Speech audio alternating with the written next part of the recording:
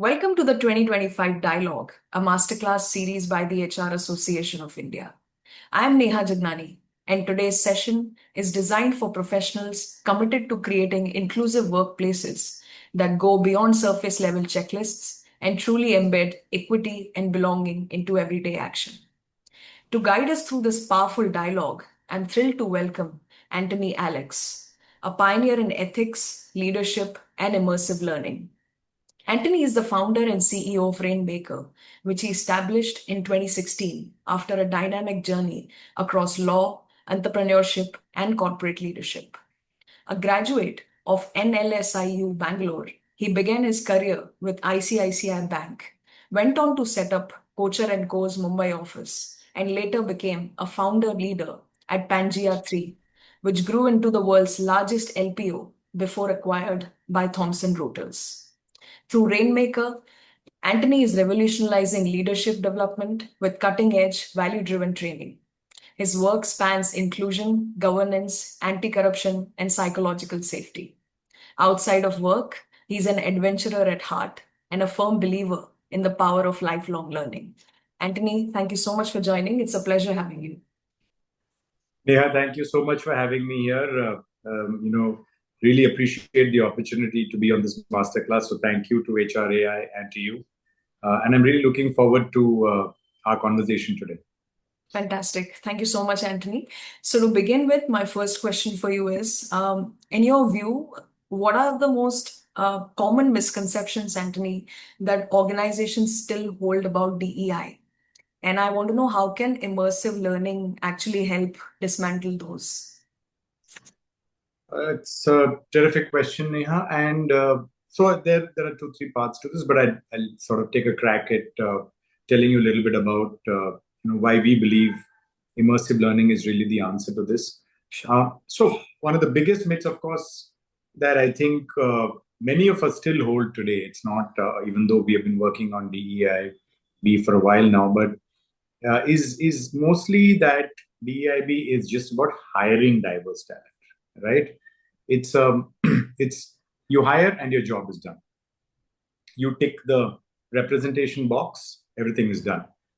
But the real work really begins after someone is in the room, right? Do they feel seen? Do they feel heard? Do they feel a sense of belonging? Do they feel like they belong to the organization? And the really mature, organizations have sort of figured this out. But there are so many of us that are still sort of struggling to, really understand what DEIB is all about, right? Right. Another misconception here is that one-time workshop or a one-time training can fix it. Chalo, trainer ko le aayenge. We'll get the trainer to do, 3-hour workshop, either virtual or in person, and you're done. But the real inclusion isn't built in just a workshop, right? It's really happens as a part of culture. It happens as culture seeps in. It happens when there are hallway conversations, there are project meetings. Who are the people who are really heard, and who are the people who are not, right? That is where the real inclusion happens. Right. And of course, the well-known myth, which is that DEIB is a HR problem, right? In reality, it's not. In reality, it's a leadership imperative, right? It is something that has to be discussed at the board level. It has to be something that is on the CEO's desk. It has to be something that is, the C-suite.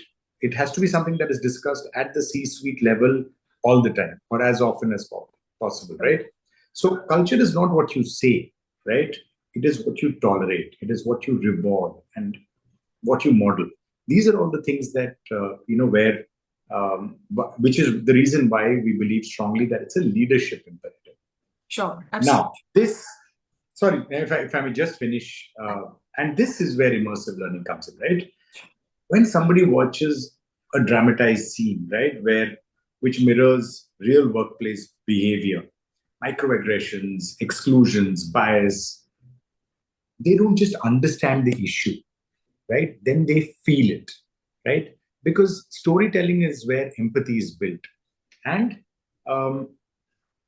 when learners watch these kind of immersive learnings, that's when they start to see choices like, what would you do if you were either at the receiving end or if you were watching this happen? It then shifts the experience from passive to really personal, right? That's where the real change begins. So that's sort of, if I could, sum it all up. That's how we see DEID with immersive learning. Sure, fantastic. So to summarize, Anthony, three myths, big myths actually. Number one, that people think that it's all about hiring and showing that representation is enough. Second was one-time workshops or meetings can fix this. No, it is a continuous commitment. Last but not the least, DEI is the HR problem. So it has to be a leadership imperative rather than that. And beautifully put about immersive learning, which brings empathy and more passion into this whole process. So thank you so much. That really pushes us to rethink that DEI is beyond policies. So thank you so much for that. My next question, Anthony, is how do you see the relationship between compliance-driven inclusion and culture-driven inclusion? So this, Neha, is something that I'm deeply passionate about, and not just me. It's everybody at Rainmaker. When they join Rainmaker, they sign up because they know that this is really compliance-driven inclusion is really what we are about, right? Uh, and very often, wrongly, people pit compliance and culture against each other, but they don't have to be mutually exclusive, right? They're really two parts of the same equation or two sides of the same coin at most, right? Right. So, and this is, sort of a lot of what we do here is also conditioned by my own personal journey, right? I've been a practicing lawyer in my prior life, but also having worked with so many corporates, I also realize the value uh, that culture brings to the table, right? And so, which is why Rainmaker is all about compliance and culture.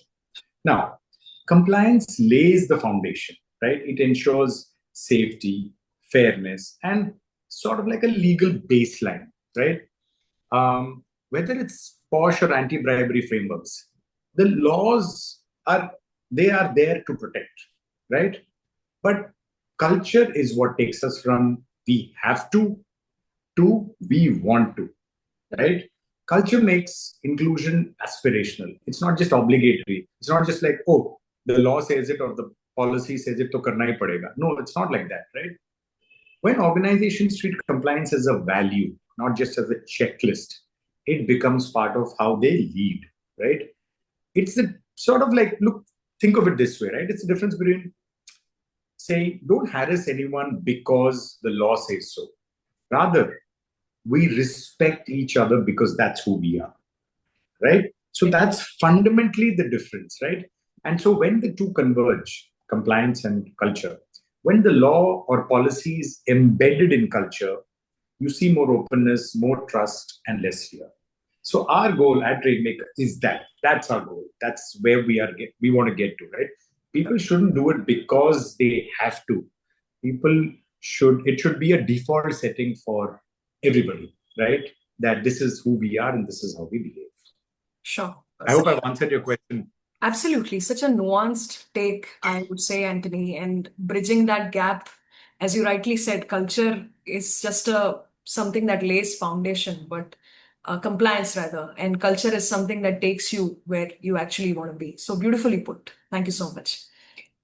So, Anthony, my next question is, what practical steps can leaders take to ensure that psychological safety isn't just a buzzword? It is lived reality in everyday actions. It's an excellent question. And I think this is something that a lot of organizations are figuring out, grappling with, etc. Right? So again, for me, it always comes down to leadership, right? Psychological safety starts with what leaders model. Do you share your own mistakes with your team? Do you say that I don't have all the answers? Do you say that out loud, right? That vulnerability opens the doors for others to speak as well, right? Then they feel like, okay, if my leader is saying that he or she does not have all the answers, then it's totally okay for me to also be honest about it and to say that I don't have the answers, but I'm willing to uh, research, look for it, find it, right? So that immediately makes a huge difference, right? The minute leaders are able to, because people look up to leaders, people model themselves on the basis of what their leaders are saying. Now, listening, and this is really listening, right? With your mind, right? Is another big one. Not necessarily to respond, not to fix, but to really understand what someone shares, or rather, when someone shares a different perspective, ask yourself, am I getting defensive because that is the first natural human reaction? Or am I getting curious? Right? Because when you're getting curious, that's the first step towards figuring out what needs to be done and fixing it, which is the next step, right? Also, setting ground rules about how your team communicates, like respecting different styles, honoring confidentiality, and allowing room for disagreement without judgment. These are all very, very critical things. And sort of essentials, if you will, in terms of ensuring psychological safety. And of course, lastly, don't assume psychological safety exists because nobody's complaining, right? Use tools, surveys, open forums, anonymous feedback, check in regularly. People often speak with their silence. You've got to make it safe for them to use their voice, right? So, many times we hear from organizations, oh, I'll just take PoSH as an example, right? Oh, we don't have any PoSH complaints, so it looks like we're doing everything right. No, you're not. That's not necessarily the yardstick, because sometimes having a lot of complaints I would even go far as to say that it's a good thing. It means that people are feeling safe enough to come forward and file a complaint, right? And of course, then you use training and other methodologies to see if those with greater awareness complaints will come down, right? So that's sort of something that we've all learned at Rainmaker, that don't assume that everything is okay just because nobody's complaining. Now, that's not necessarily true. You have to use a lot of these other tools to make sure you really get to the bottom of how an organization is feeling at the core of its being. Sure, Anthony. So I think it all boils down to the fact that it's imperative to create that ecosystem for people to come and speak up. And it all starts from the top, as you rightly mentioned, be it the ability to listen to your workforce, being completely honest, and lastly, to not assuming that the psychological safety already exists. So thank you so much. Beautifully put. My next question, Anthony, is you have worked extensively on anti-bribery and data protection laws. So I want to know, how can ethical decision making and integrity becomes a part of DEI, especially in the high stakes leadership environments? Great question, Neha, again. So for me, ethics and DEIB are very deeply linked, right? You can't have one without the other. Okay. Um, at its very core, inclusion is about trust, and trust is built on integrity. So let's say when leaders take shortcuts, ignore red flags, bend the rules just this one time, chalo yaar, ek baar kar lete hain. It's not a big deal. You have started eroding psychological safety, and that often disproportionately harms those who are already marginalized, right? In my work with two of these topics that you've just mentioned, anti-bribery and data protection, let's say, right, I think close up how ethical lapses, especially at senior levels, can create fear, silence, and distrust. Because the workforce is seeing that is the culture that a leader wants to set. So therefore, they realize that my speaking up is not going to be of any use, right? But when leaders consistently do the right thing, even when it's hard, it sends a very powerful message. It tells people this is a safe place to speak up. This is a place where fairness matters. So we really need to stop treating ethics as a compliance form and start treating it as a leadership behavior, right? It belongs right up there with innovation, strategy, performance. This is the shift in conversation that needs to happen. It's already happening at some level, but it needs to happen with a lot more speed at the leadership level. This is what leaders need to be discussing, because the minute you do this, everything else will fall into place.